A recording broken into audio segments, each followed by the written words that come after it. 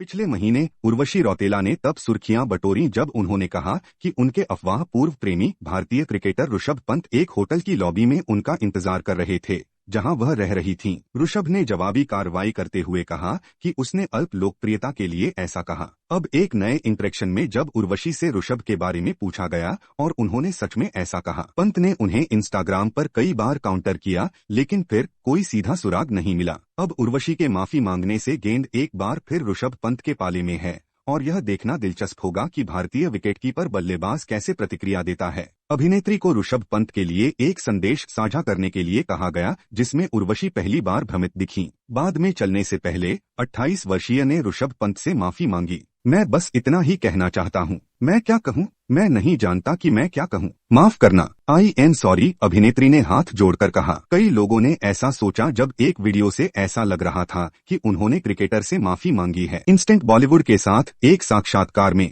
जब उनसे पूछा गया कि क्या उनके पास पंत के लिए कोई संदेश है तो रौतेला ने कहा कि उनके पास कहने के लिए कुछ भी नहीं है। इसके बाद हाथ जोड़कर सॉरी, आई एम सॉरी, जबकि अधिकांश ने इसका अर्थ यह निकाला कि उन्होंने पंत से माफी मांगी थी। अभिनेता ने बताया कि ऐसा नहीं था। उसने हैशटैग क्यों खबर सच नहीं है, झूठी भ्रामक रोशनी, महान स्क्रिप्ट और तथ्य कॉपीराइट योग्य नहीं है जोड़ा। हालांकि तब तक सोशल मीडिया पर मीम्स बन चुके थे। उर्वशी और ऋषभ की नोकझोंक। उर्वशी रौतेला ने कुछ दिनों पहले इंस्टाग्राम पर ऋषभ पंत को छोटू भैया कहकर उन पर कटाक्ष किया था। बाद में उन्होंने अपनी प्रोफाइल से कुख्यात पोस्ट को हटा दिया। यह तब आया जब ऋषभ ने अपनी इंस्टाग्राम स्टोरी पर एक गुप्त पोस्ट साझा किया। यह सब उसके बाद शुरू हुआ। उर्वशी ने बॉलीवुड हंगामा के साथ एक साक्षात्कार में दावा किया था कि एक निश्चित मिस्टर आरपी नई दिल्ली में एक कार्यक्रम के दौरान उनसे मिलने के लिए लॉबी में इंतजार कर रहे थे। अभिनेत्री ने यह भी दावा किया कि बैठक नहीं हो सकी क्योंकि वह सो रही थी और जब वह उठी तो उसने 17 मिस्ड कॉल देखी। उनके दावों के स्पष्ट जवाब में